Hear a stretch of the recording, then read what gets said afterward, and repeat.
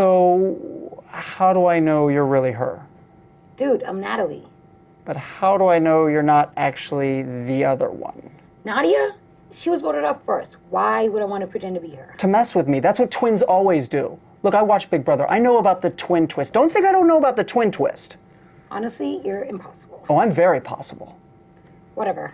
All right, look, we're going to talk to Savage, but when I turn my head to the screen, I don't want any shenanigans. I don't want any hijinks. I don't want you swapping out with your sister while I'm looking over here, okay? Fine. All right.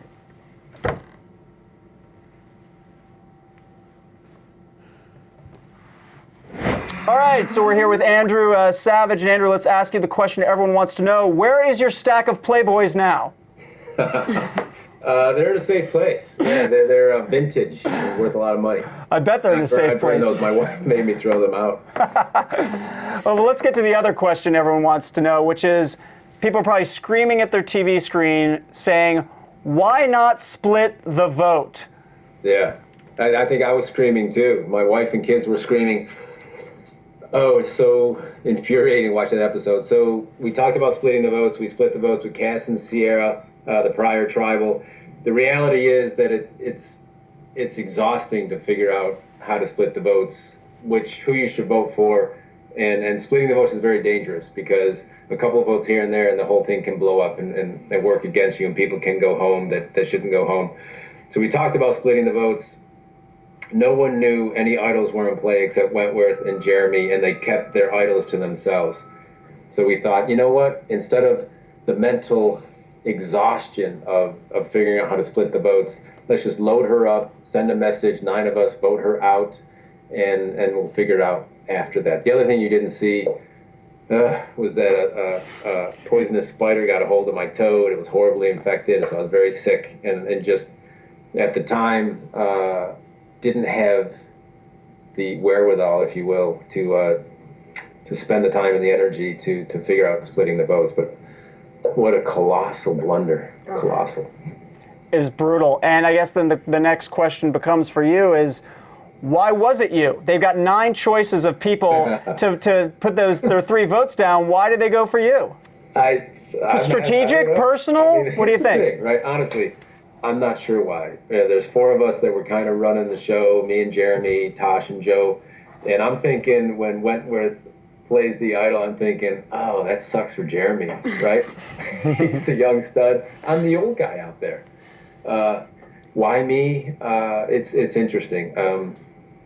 There were some comments that were made that I was kind of the glue holding that group together, and we'll just have to see how that plays out. But Personally, I didn't think I should have been the one to go in terms of who's the bigger threat in this game.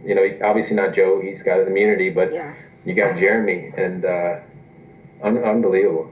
Let's talk, Andrew, about Stephen Fishback, because you had a lot to say about Stephen Fishback. Watching Fishback is like torture. I just want to jump through the screen and strangle him. It looked like Andrew did too at certain points. You and I spoke before the game out there on location. You said, I don't trust the guy. I don't know what it is, but I don't trust the guy. Clearly that played into the game and throughout the game. What was it about him that made you so wary? Yeah, so we hit the beach day 1, Bion Tribe, and Fishback is like a little kid. He runs up to me and he's like, oh my gosh, Savage, I can't believe I get to play the game with you. I saw you Pearl Islands, you were amazing, you led the tribe, you're the man, and it's a real honor for me to play the game. And he's not a good actor. It was not genuine, at least mine. He's not good at a lot of things according to this season. Including opening up coconuts. Stephen, and then in my mind I'm thinking, that's BS, and he's coming after me, because it just wasn't genuine. So then, he says, Savage, I'm going to go get some firewood. Walks down this little trail, comes back 45 minutes later, whatever, and it's like 2 little twigs.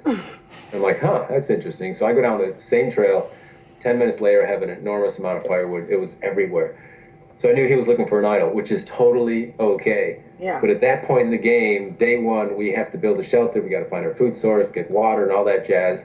And we have to make the tribe, I'm old school, got to make the tribe strong. And it just told me that he is looking out for number 1. He doesn't give a crap about our tribe.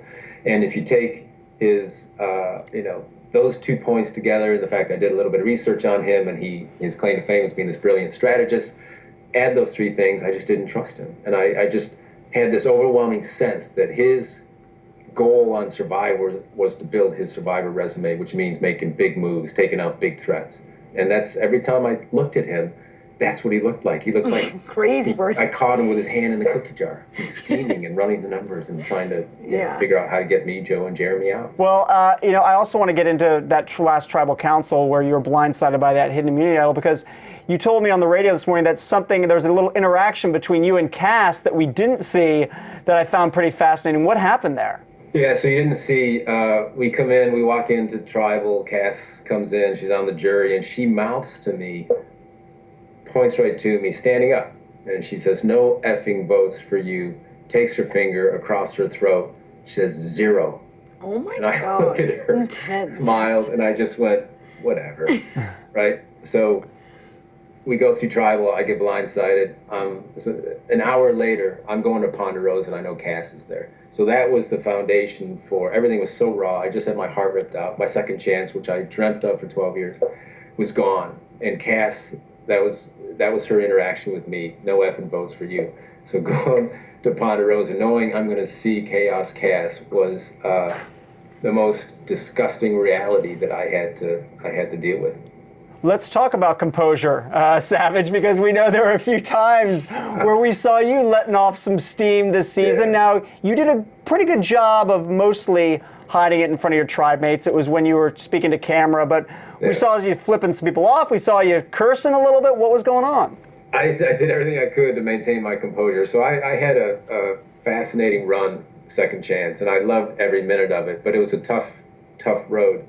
And it was very raw for me, and I was doing everything I could to stay in the game, and it was wearing on me. And when you're in the tribe amongst people, you can't spout off, you can't vent. So the opportunity to do that was when in side interviews. And after Wu got blindsided, the next day I got my side interview, and I just had to let it out. It was just building up inside of me, and I dropped some expletives. I was furious with and disgusted with Sierra and Kass. I know it's part of the game, but I had to let it out. And I never thought it would make television. Of course it made television. You crazy? Whoops. Yeah. But, I'm human too. I have to have my moment to get things out too. I'm a competitor, and I was getting raked over the coals, and I was concerned seriously that my second chance was dying, and I had to get it out. How hard was it for you, Natalie? You're out there 39 days, and this is, I said to Andrew this morning when we spoke on the radio, how it puts you in the worst condition possible. You're hungry, you're tired, maybe you're cold, you're wet, or you're hot. I mean, how did you keep it together? Well, a few times I didn't, like Savage. Sometimes you just gotta let it go. And like when Rocker, the reason, like everybody always thinks that I just went off on Rocker for no reason. He said something about Nadia, and that anything to do with family for me is the trigger. So when he said like, "Oh, I'll send your sister room service," I was like, "Oh hell no!" It's on. Like, it's on. Like I went berserk on him. But and like a few times later, I cried when I was alone, only because I thought of Nadia. Like the elements and stuff is one thing, but then when you like the emotional stuff with my family was the stuff that just put me over the edge. But yeah. It's easy. I cussed a lot. They didn't show a lot. I'm like a sailor. I have a sailor's mouth, and so I was lucky that they only showed a few, because my parents would always be like, "Natalie, you're cussing." I'm like, "Okay, be quiet." Yeah, my interview with you, Natalie, before the game was pretty much unusable because you cursed every other freaking word. Yeah. Andrew, what you watch the game through your eyes when you play, then you see it all play back on TV, and you see the stuff you didn't know about and what people are saying about you or what other people are doing. What surprised you most watching this season play back on television? Wow, great question. The viewers see about 1% of actually what happens on Survivor. And so my experience, all of our experience, as Natalie knows, is very different from what the viewers see. And it's so fun to see the other side of it and all the kind of secret stuff that we're not privy to. Yeah. I don't feel like they're showing too much of the struggle with the temperature, the rain, because Jeremy told me and everybody said that it rained a lot, and we haven't seen, like there were some scenes, but not too much of the struggle that they're showing, which sucks, because that's kind of cool to watch, like you guys going through it. Yeah, it's tough to capture that, right? So there were times when it was 110 degrees in those challenges, and it's really tough to capture that. Yeah. And you're absolutely right. And you look at the Bayan Beach, the Cove, one of the most beautiful beaches So I've ever been on. amazing, But you add 110-degree weather to that, and all the sand fleas and the viper snakes and the poisonous spiders. You don't see all that stuff, and suddenly Shangri-La turns into not so much. Yeah. Yeah, your pain is our gain. We love to just watch you guys suffer. Andrew, great job. We love people that go out there and play hard from the very first minute they get on the beach. That's certainly what you did. Good job, man. We look forward to seeing you and Kass at Ponderosa together. Thank you so much, Dalton and Natalie. Great to meet you. Nice to Thanks meet for having you, me on. Savage. All right, talk to you later, Andrew. Take care. Take care. Bye. All right, well, I thought that went...